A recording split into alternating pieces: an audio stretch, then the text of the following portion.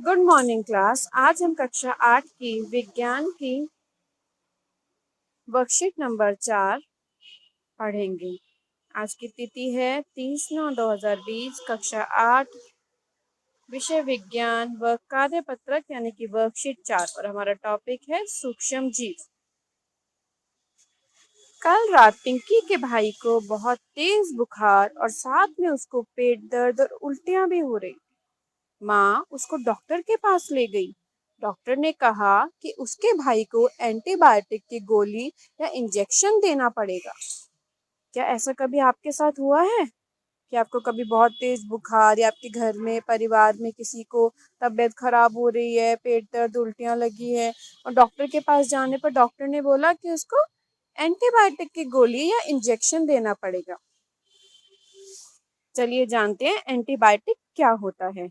Antibiotic ये कई तरह का होता है, जैसे टेट्रासाइक्लिन, पेनिसिलिन, स्ट्रेप्टोमाइसिन आदि। ये सूक्ष्म जीवों से सूक्ष्म जीव जैसे जीवाणु, कवक से बनाई जाने वाली दवाई है। यह बीमारी पैदा करने वाले जीवाणुओं को नष्ट कर देती है। जो बैक्टीरियाज हमारे डिजीज पैदा करते हैं या हमें उसमें इन्फेक्शन के चांसेस बढ़ाते हैं, उनको नष्ट कर देती है या उनकी वृद्धि यानी कि उनकी ग्रोथ को रोक देती है। पशु पक्षियों व पौधों में भी रोग नियंत्रण के लिए एंटीबायोटिक का प्रयोग करते हैं।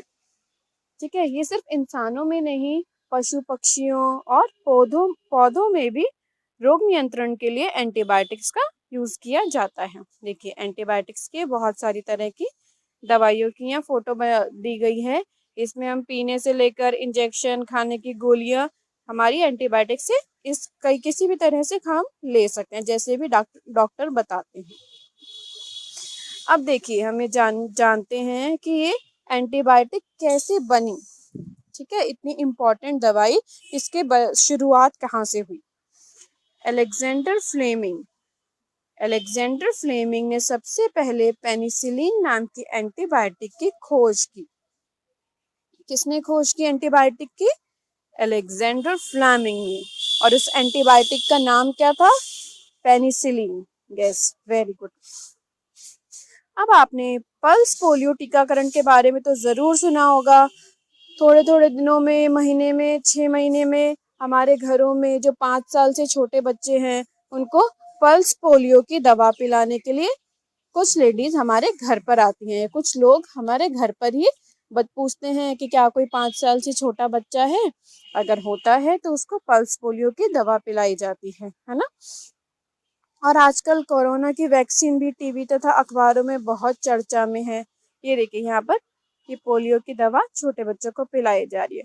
और अभी हम कोरोना से बचने के लिए उसकी दवाई और उसकी वैक्सीन की खूब बातें कर रहे हैं।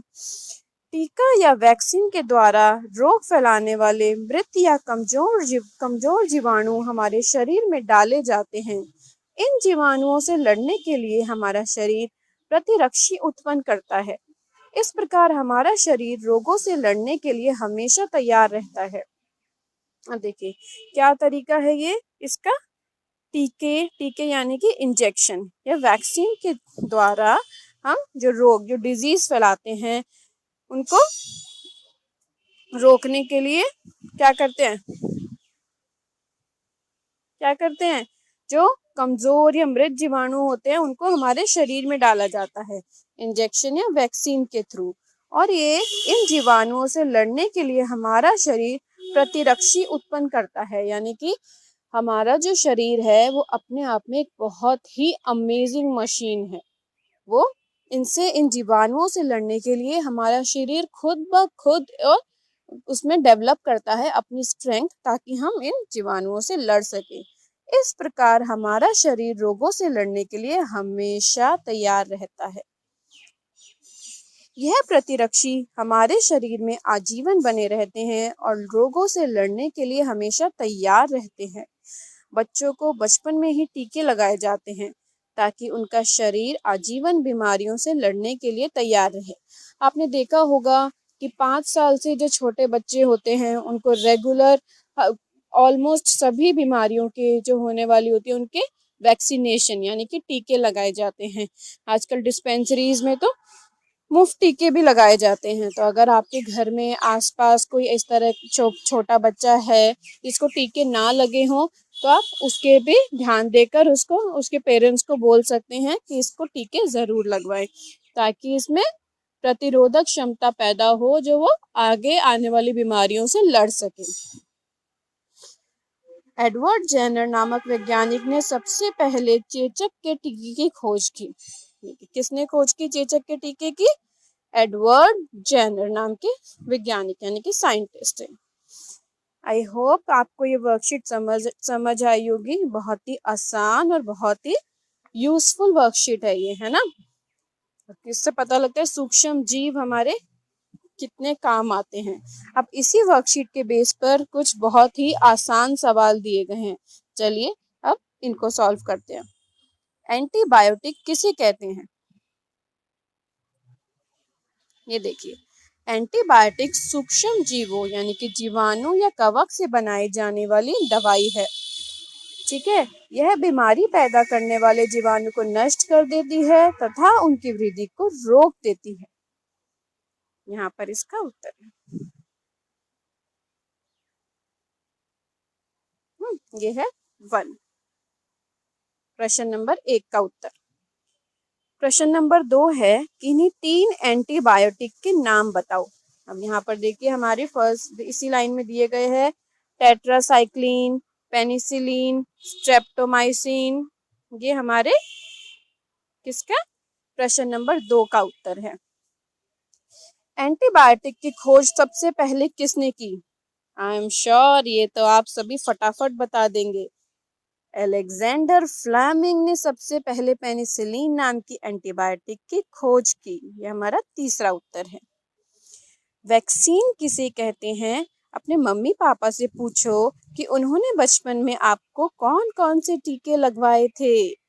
बहुत ही मजेदार क्वेश्चन है।